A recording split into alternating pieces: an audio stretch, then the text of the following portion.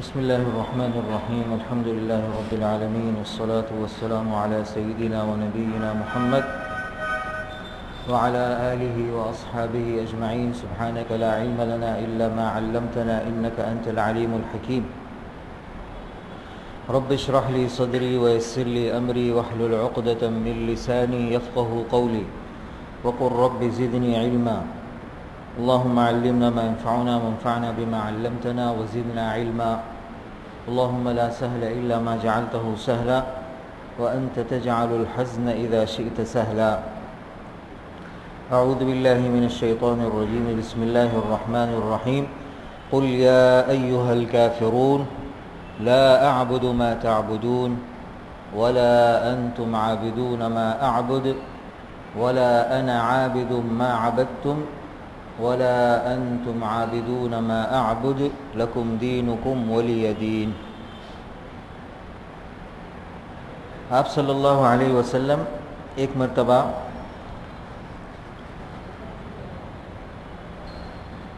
ہجرت سے پہلے مکہ مکرمہ میں خانہ کعبہ کا طواف کر رہے تھے، تو قریش کے 4 بڑے آدمی سرداران قریش، انہوں نے آپ کا راستہ روک لیا طواف کے دوران. وہ 4 جو تھے، ایک تو الولید بن المغیرہ، یہ خالد بن الولید کے والد رضی اللہ تعالی عنہ. خالد بن الولید مشہور صحابی ہیں، سیف اللہ المسلول، اللہ تعالیٰ کی تلوار تھے. یہ ان کے والد ہیں الولید بن المغیرہ. اور دوسرے ہیں العاص ابن وائل، یہ حضرت عمرو بن العاص مشہور صحابی، ان کے والد. اور ایک شخص تھا الاسود ابن المطلب اور امیہ بن خلف. یہ 4 بڑے بڑے قریش کے لیڈران اور سرداران تھے. تو انہوں نے آپ صلی اللہ علیہ وسلم کا راستہ روکا اور کہا کہ آپ سے ہم ایک مصالحت اور مفاہمت کی بات کرنا چاہتے ہیں، ایک آپس میں ایک صلح کرنا چاہتے ہیں، ایک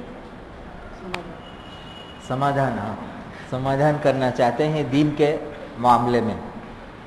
آپ جو مذہب اور دین کو لے کر آئے ہیں اس کی وجہ سے ہمارے اور آپ کے درمیان بہت زیادہ اختلاف پیدا ہو رہا ہے. اس مذہب اور دین کی وجہ سے آپ کے جو متبعین ہیں، آپ کے اتباع کرنے والے ہیں، ان پر بھی قریش ظلم ڈھا رہے ہیں. تو ان تمام پریشانیوں سے نکلنے کا ایک راستہ ہم آپس میں طے کرنا چاہتے ہیں. کہا کیا ہے؟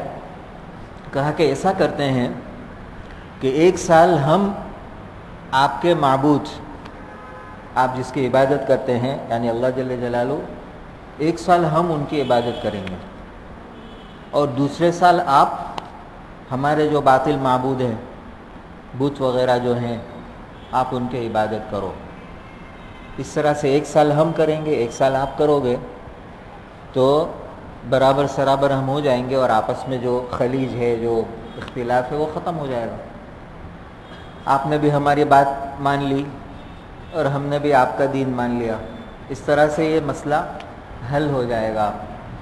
آپ صلی اللہ علیہ وسلم نے کہا کہ ہرگز یہ نہیں ہو سکتا، ایسا کبھی بھی نہیں ہو سکتا کہ میں اللہ تعالیٰ کے علاوہ کسی کی عبادت کروں. تو انہوں نے کہا کہ اچھا، ایک دوسری پیشکش ہے. کیا ہے؟ کہا کہ ٹھیک ہے، آپ اگر عبادت کے لیے راضی نہیں ہے تو بس اتنا کیا کرو، آپ تو روزانہ تشریف لاتے ہی ہیں طواف کے لیے، تو یہ خانہ کعبہ کے اندر اور باہر یہ جو بت بنے ہوئے ہیں، بس ان پر ہاتھ پھیر دیا کرو، اس سے بھی ہم راضی ہو جائیں گے.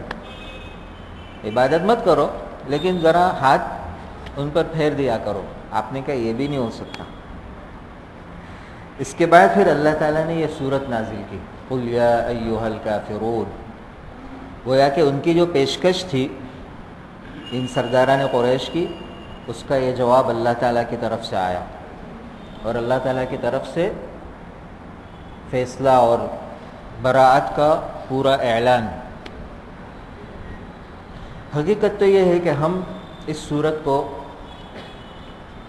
پڑھتے رہتے ہیں، اور اس کا ایک عام مفہوم بھی ہمارے ذہن میں ہوتا ہے کہ بھئی اس صورت میں اللہ تعالیٰ نے آپ صلی اللہ علیہ وسلم کو حکم دیا کہ آپ اعلان کر دیے کہ میں تمہارے معبودوں کی عبادت نہیں کرتا، اور تم بھی میرے معبود کی عبادت نہیں کرو گے، تمہارے لیے تمہارا دین، میرے لیے میرا دین۔ ایک عام مفہوم ہم سمجھتے ہیں اس کا، لیکن ابھی میں نے تفسیر کی کتابوں میں اس صورت کی تفسیر کا مطالعہ کیا تو حیران ہو گیا میں کہ یہ 6 آیات میں اللہ تعالیٰ نے جس انداز سے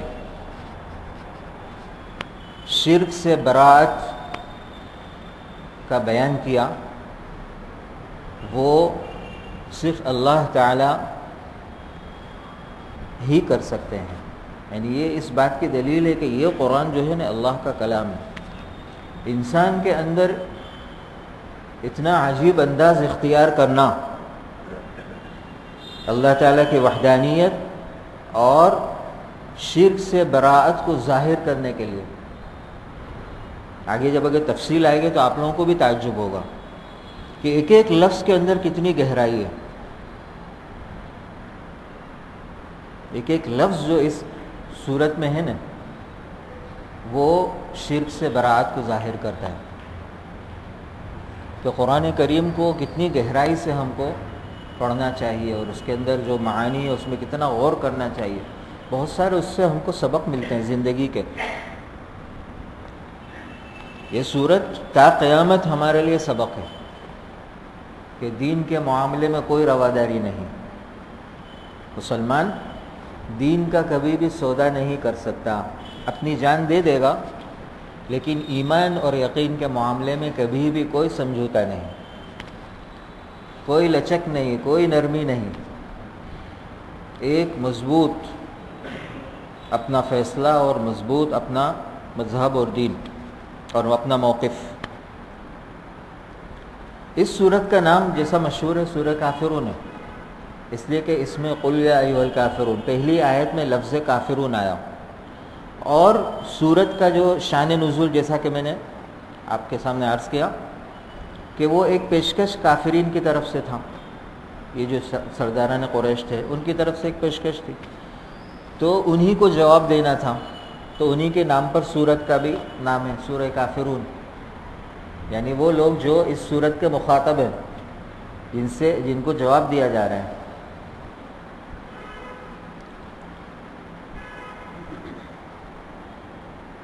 تو ایک جو مشہور نام ہے سورہ کافرون، ایک ہے اس سورت کا نام سورۃ العبادہ، اس لیے کہ اس سورت میں توحید العبادہ کی بات ہے، جیسا کہ سورہ اخلاص کی تفسیر کے دوران میں نے یہ بات کہی تھی کہ سورہ اخلاص میں 2 طرح کی توحید کا اللہ تعالیٰ نے بیان کیا، توحید العبادہ اور توحید القصد۔ توحید العبادہ یعنی عبادت صرف اللہ تعالیٰ کی کرنا، اور توحید القصد کے معنی ہے کہ اپنی حاجتیں بھی صرف اللہ تعالیٰ سے ہی مانگنی۔ تو یہ سورہ اخلاص، سورہ قل واللہ احد میں 2 باتیں ہیں، لیکن سورہ کافرون میں صرف عبادت کی بات ہے، توحید العبادہ، کہ عبادت صرف اللہ تعالیٰ کا حق ہے، وہی عبادت کے لائق ہے۔ عبادت کا کوئی بھی جز، ادنا جز بھی غیر اللہ کی طرف ہم منسوب نہیں کر سکتے، یا ان کی عبادت نہیں کر سکتے۔ تو اس میں توحید العبادہ، اسی لیے اس سورت کا بعض علماء یہ نام بتاتے ہیں تو سورۃ العبادہ، اس میں عبادت کی بات ہے، توحید العبادہ کی بات ہے۔ اور ایک نام علماء نے یہ بھی ذکر کیا سورۃ البراءہ، اس لیے کہ اس سورت میں مشرکین کے طور طریقے سے براءت کا اظہار کیا گیا کہ میں اس طریقے پر عبادت اللہ کی نہیں کر سکتا، تمہارے باطل معبودوں کے ہرگز میں عبادت نہیں کر سکتا، میں اس سے اپنی براءت اظہار کرتا ہوں۔ تو سورۃ البراءہ، اور سورہ اخلاص بھی اس کا نام آیا ہے، کہ اخلاص کے معنی وہی ہے، عبادت کو خالص کرنا اللہ کے لیے. اس طرح سے اس میں خلوص عبادت کی بات ہے، تو اس کا نام سورہ اخلاص بھی ہے. اور بعض علماء نے سورۃ المنابذہ بھی ذکر کیا ہے.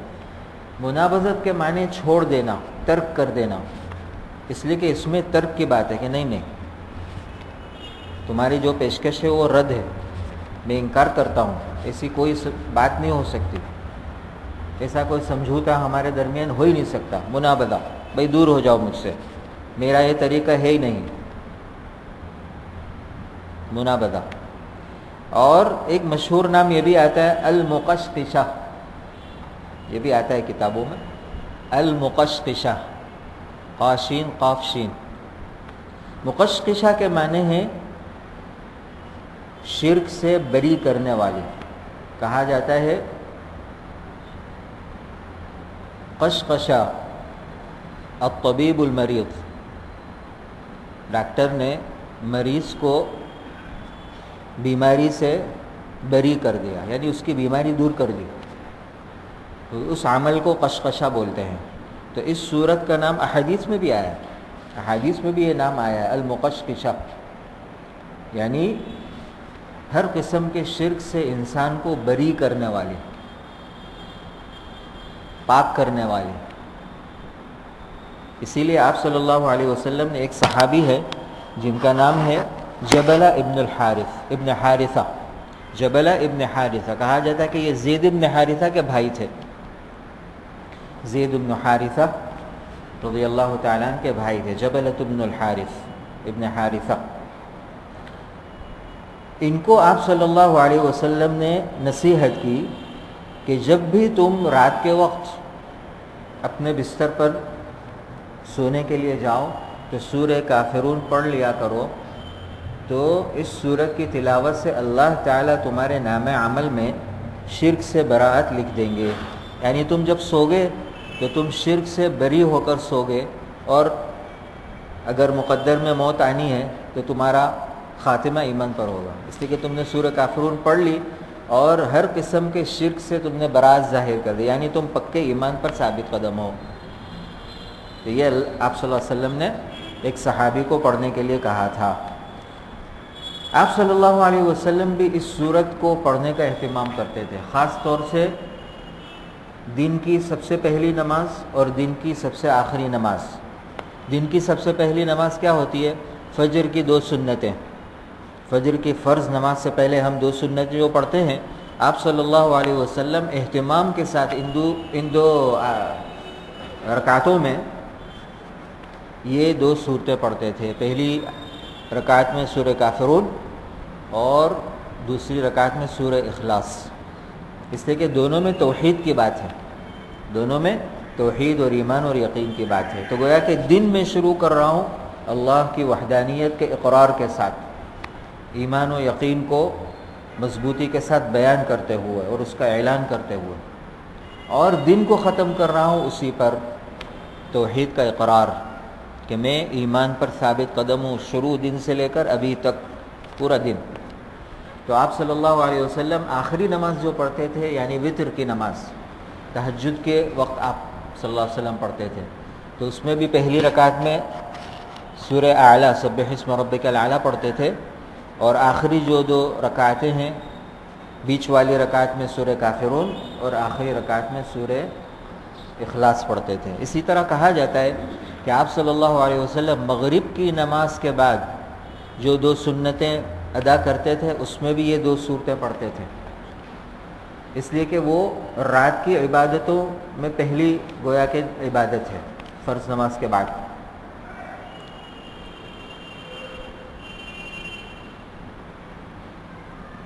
اسی طرح طواف کی واجب الطواف جو پڑھی جاتی ہے، طواف کرنے کے بعد 2 رکعت پڑھی جاتی ہے جس کو واجب الطواف کہتے ہیں، اس میں بھی آپ صلی اللہ علیہ وسلم سے یہ منقول ہے کہ اس میں بھی آپ صلی اللہ علیہ وسلم یہ 2 صورتیں پڑھتے تھے، کافرون اور قل هو اللہ احد.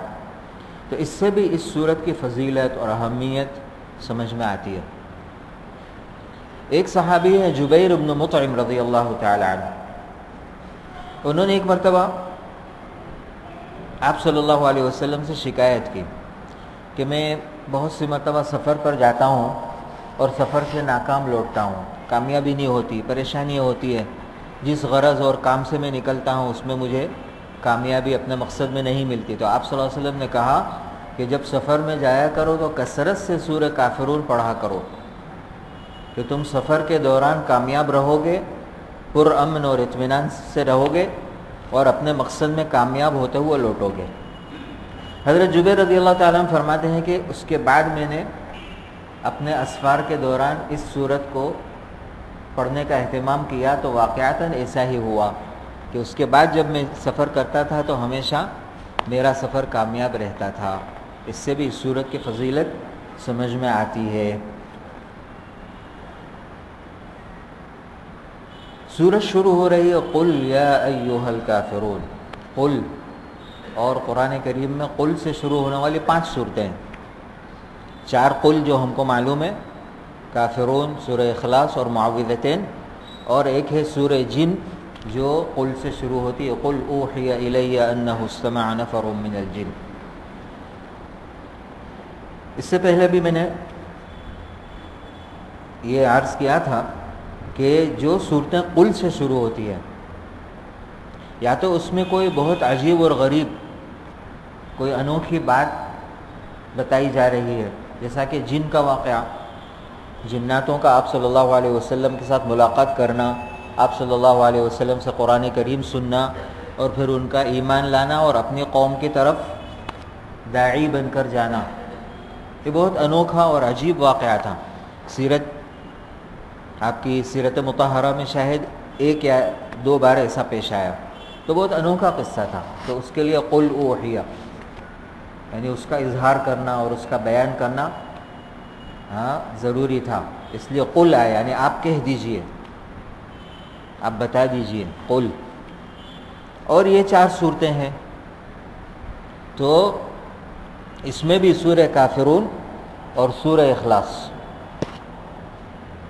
عربی میں قل سوال کے جواب میں بھی آتا ہے، کسی نے کوئی سوال کیا تو کہا جاتا ہے قل، آپ اس کو جواب دیجئے، آپ فرما دیجئے اس کے سوال کے جواب میں، تو قل سوال کے جواب میں بھی آتا ہے۔ تو سورہ کافرون میں بھی ایک پیشکش کافروں کی طرف سے تھی، جیسا کہ میں نے شان نزول میں بتایا، تو اس کے جواب میں یہ صورت آ رہی، تو قل سے شروع ہو رہی ہے۔ اور سورہ اخلاص میں قل ہے، وہاں بھی انہوں نے ایک سوال کیا تھا آپ اللہ تعالیٰ کی ذات کے بارے میں، کافروں نے، کہ اللہ تعالیٰ کیسے ہیں، اس کی کیا صفات ہیں، تو ان کے سوال کے جواب میں قل آیا۔ اور تیسرا مقصد اور غرض ہوتا ہے قل لانے کا، کوئی دعا پڑھنے کے لیے بتائی جا رہی کہ آپ یہ پڑھو، تو ہم اس کے لیے کہتے ہیں قل، یعنی کہو، پڑھو۔ تو یہ معوذتین، آخری جو 2 صورتیں ہیں، اس میں ایک دعا ہم کو سکھائی جا رہی ہے، تو وہ بھی قل سے شروع ہو رہی ہے۔ تو یہاں پر سورہ کافرون جو قل سے شروع ہو رہی ہے، اس میں ایک تو ان کے جواب میں آ رہا ہے قل، ان کے پیشکش کے مقابلے میں، اور دوسری بات جو ہے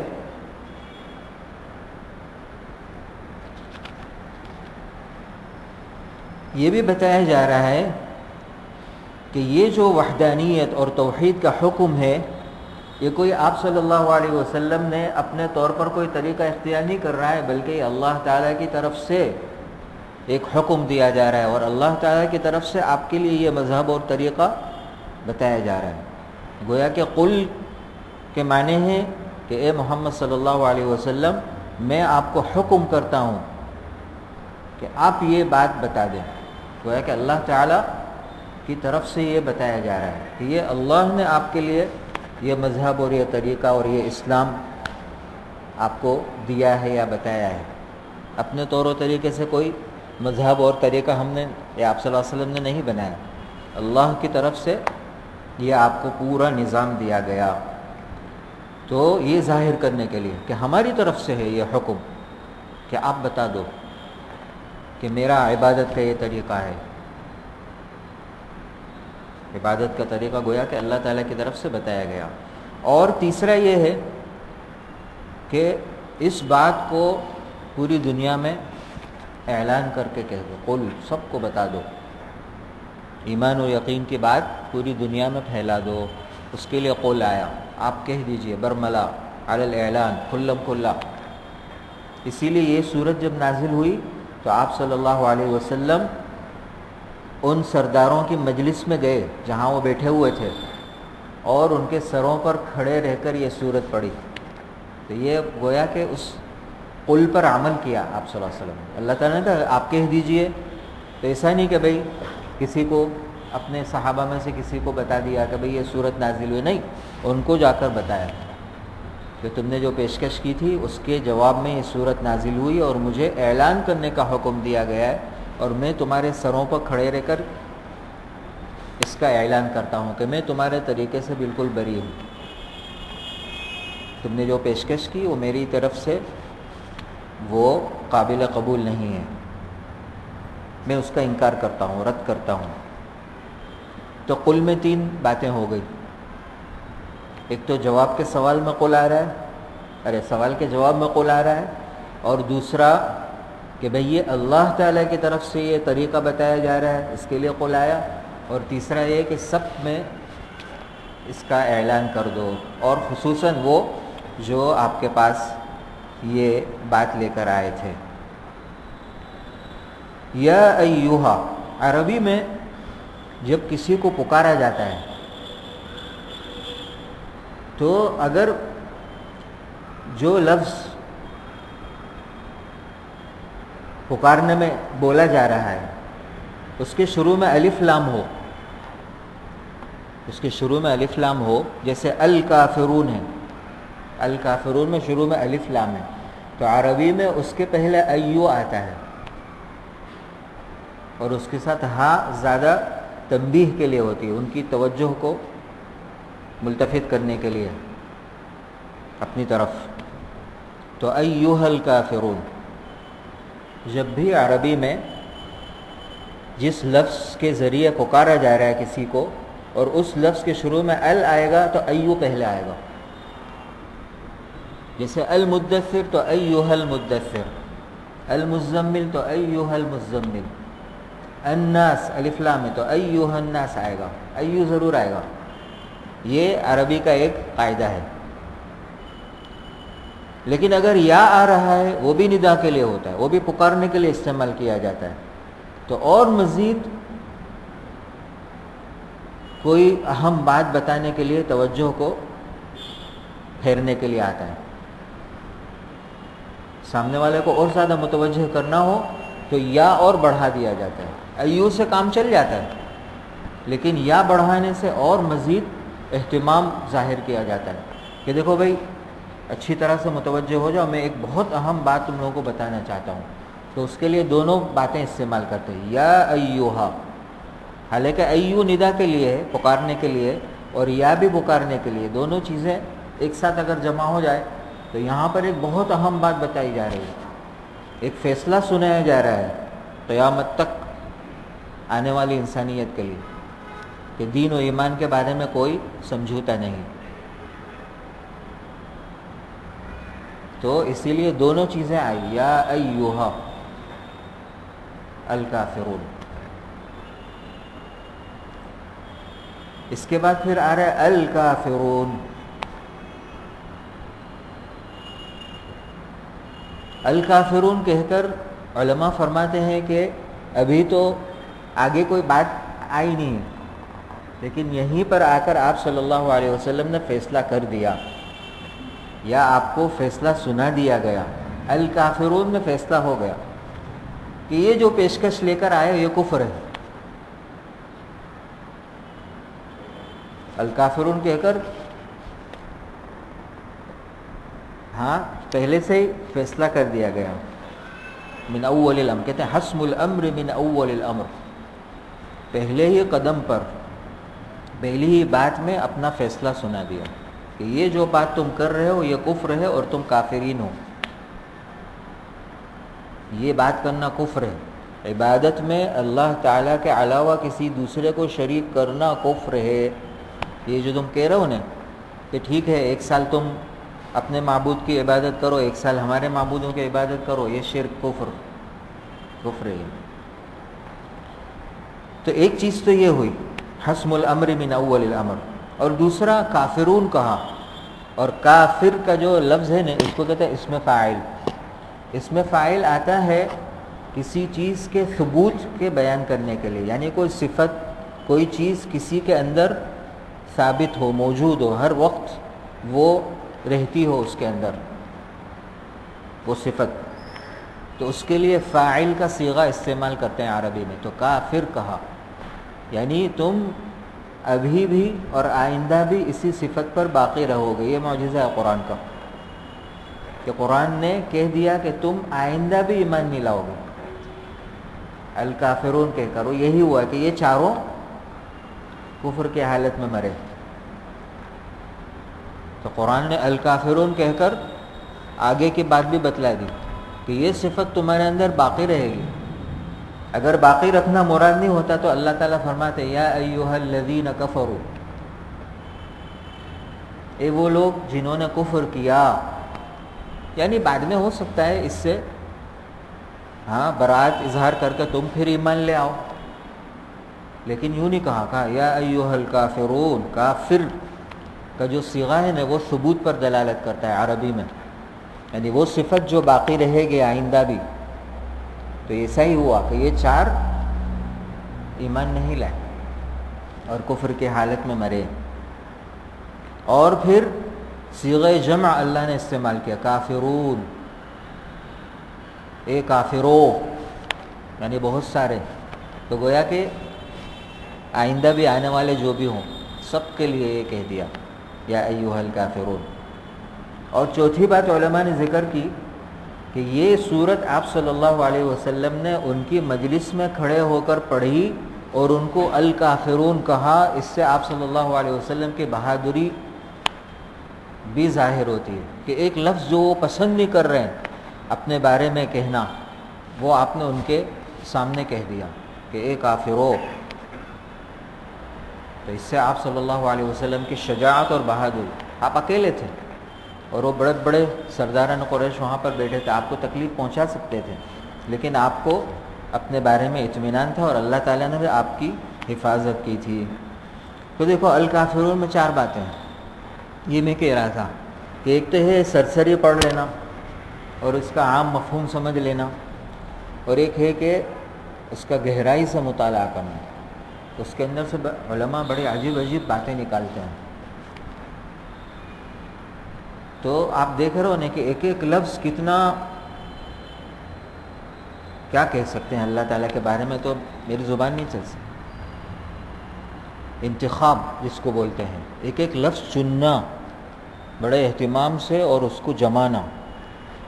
کیا بات مجھے کہنی ہے، انسان نہیں کر سکتا ہے. انسان کے اندر اتنی قدرت نہیں، اتنی یہ انداز بیان اختیار کرنا جو قرآن نے اس صورت میں اختیار کیا. قل یا ایھا الکافرون. ابھی تو ایک ہی آیت ہوئی اور شاید وقت بھی ختم ہو رہا ہے. ابھی تو 5 آیتیں باقی ہیں اور آگے بہت ساری باتیں ہیں.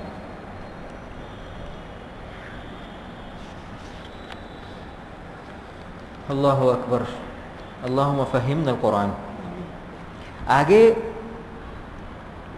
5 آیتیں آ رہی ہیں، اس میں دوسری آیت اور چوتھی آیت،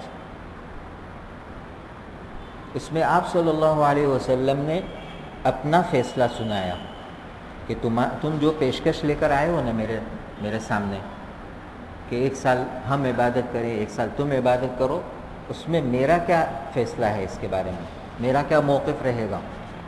تو دوسری اور چوتھی آیت میں آپ صلی اللہ علیہ وسلم نے یا اللہ تعالیٰ نے آپ صلی اللہ علیہ وسلم کو وحی کے ذریعے آپ کا موقف بتایا کہ آپ کا کیا طریقہ رہے گا اس معاملے میں.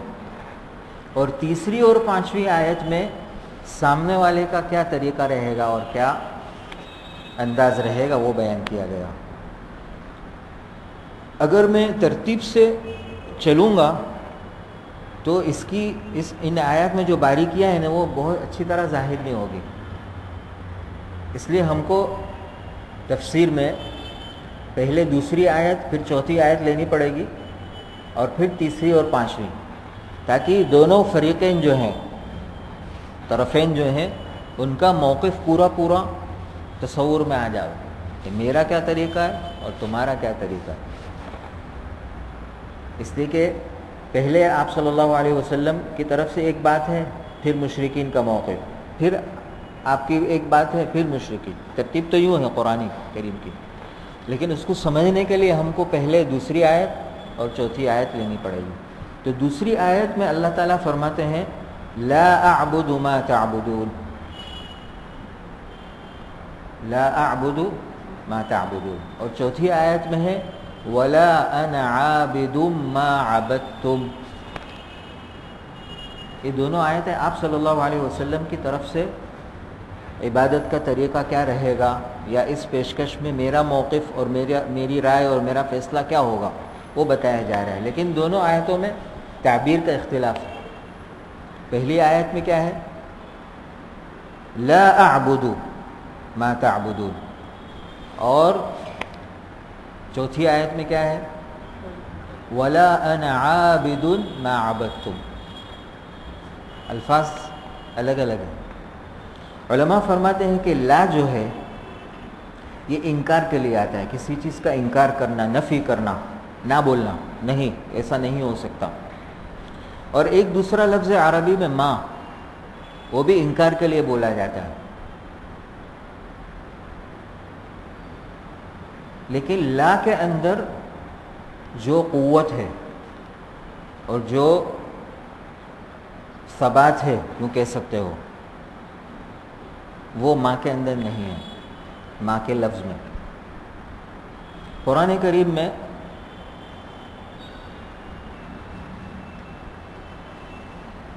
لا يعزب عنہ مثقال ذرہ ایک آیت ہے، لا يعزب عنہ مثقال ذرہ، اللہ تعالیٰ کی صفت میں بیان کیا گیا کہ اللہ تعالیٰ سے ان کائنات کی کوئی بات چھپی ہوئی نہیں رہتی۔ اللہ تعالیٰ کو ہر چیز کا علم ہے، اس کائنات کی کوئی بھی چیز اللہ تعالیٰ سے چھپی ہوئی نہیں ہے، اللہ کے علم میں ہر چیز ہے۔ تو اس کے لیے لا يعزب عنہ کے لیے کہ کوئی چیز چھوٹی ہو یا بڑی ہو، کوئی بھی چیز اللہ تعالیٰ کے علم سے مخفی نہیں رہتی۔ اللہ کو ہر چیز کا علم ہے، کلی بھی ہے اور جزئی بھی ہے۔ ایک دوسری آیت ہے، وہ بھی اللہ تعالیٰ کے اسی علم کے بارے میں کہی جا رہی ہے، سورہ سبا میں ما يعزب عن ربك من مثقال ذرة، اس میں بھی یہی بات ہے، لیکن وہاں پر ما استعمال کیا گیا، ما۔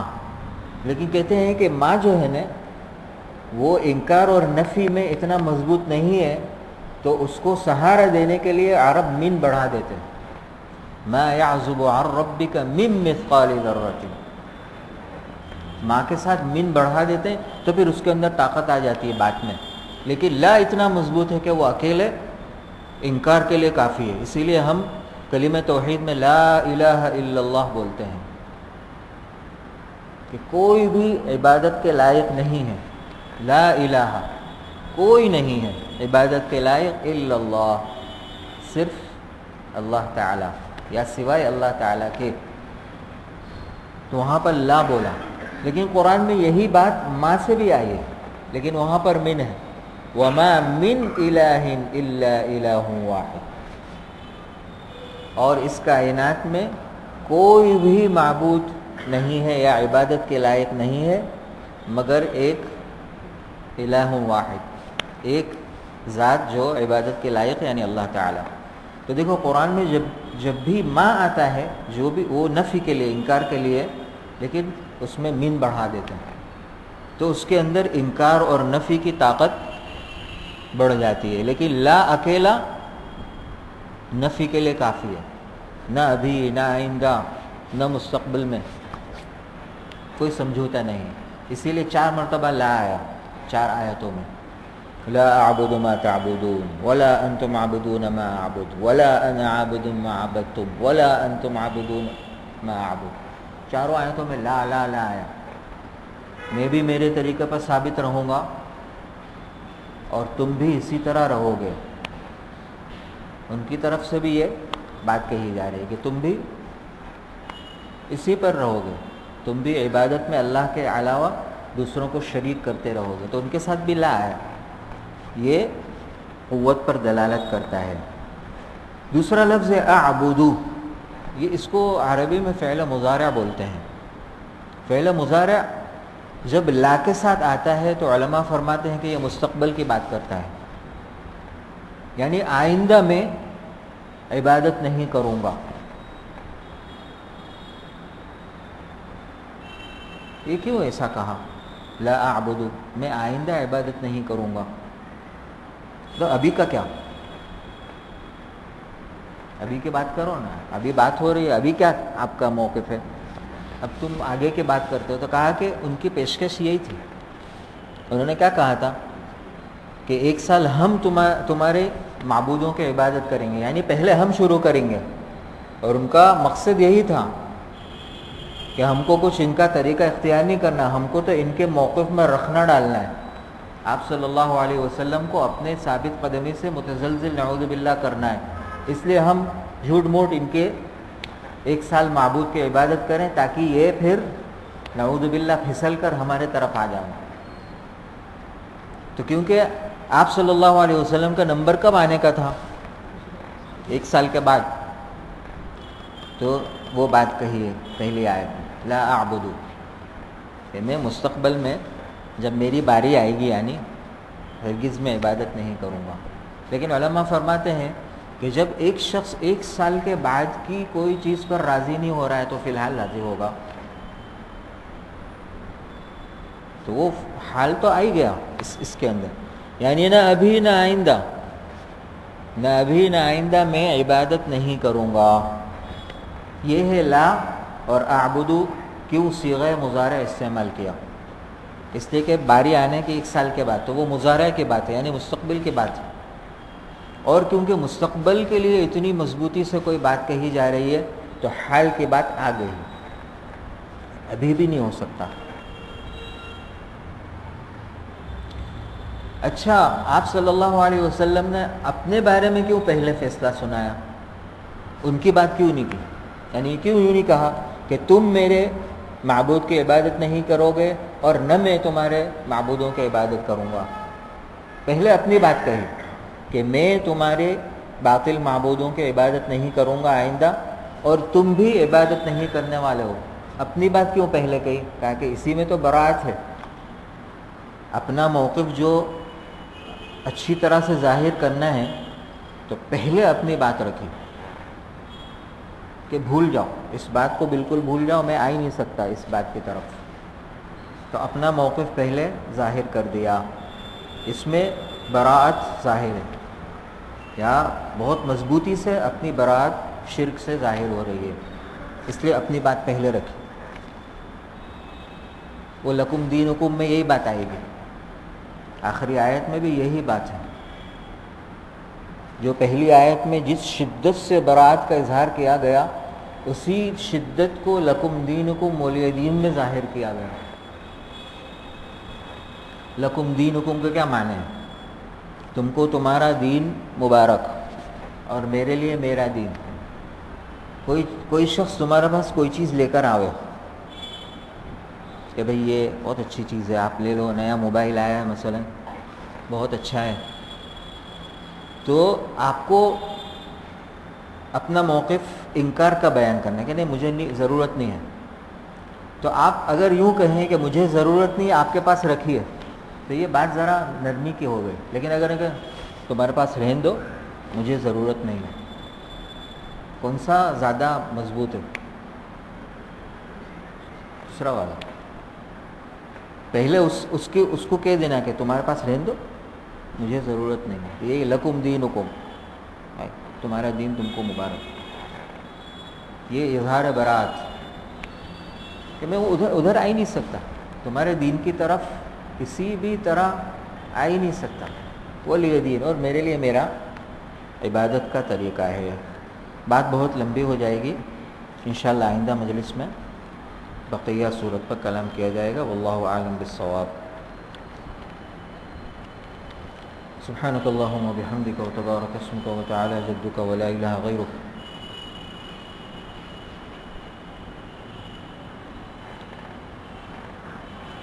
اللهم صل على سيدنا محمد وعلى آل سيدنا محمد وبارك وسلم. لا إله إلا الله الحليم الكريم، سبحان الله رب العرش العظيم، والحمد لله رب العالمين.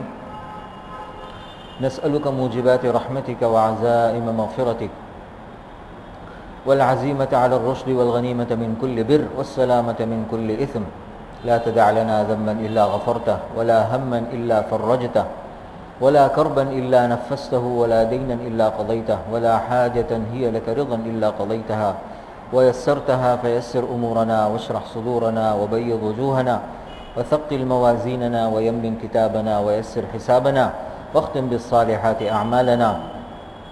اللهم اغفر لنا وللمسلمين والمسلمات والمؤمنين والمؤمنات الأحياء منهم والأموات. اللهم اغفر لنا ولوالدينا ولوالديهم ولمشايخنا ولأساتذتنا ولمربينا ولمتعلقينا ولمحسنينا ولجميع المسلمين والمسلمات ولجميع أمة محمد صلى الله عليه وسلم. اللهم انصر إخواننا المستضعفين في الأرض في كل مكان يا أكرم الأكرمين. اللهم انصرهم على عدوك وعدوهم يا أكرم الأكرمين. اللهم احفظنا في أنفسنا واحفظنا في أوطاننا ودورنا، واحفظنا من بين أيدينا ومن خلفنا وعن أيماننا وعن شمائلنا ومن فوقنا، ونعوذ بعظمتك أن نغتال من تحتنا. اللهم أحينا مسلمين وتوفنا مسلمين، والحقنا بالصالحين غير خزايا ولا ندامى ولا مفتونين.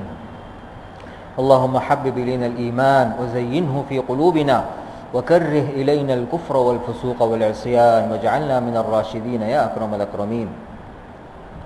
اللهم إنا نسألك من الخير كله عاجله وآجله ما علمنا منه وما لم نعلم، ونعوذ بك من الشر كله عاجله وآجله ما علمنا منه وما لم نعلم. سبحان ربك رب العزة عما يصفون، وسلام على المرسلين، والحمد لله رب العالمين، برحمتك يا أرحم الراحمين.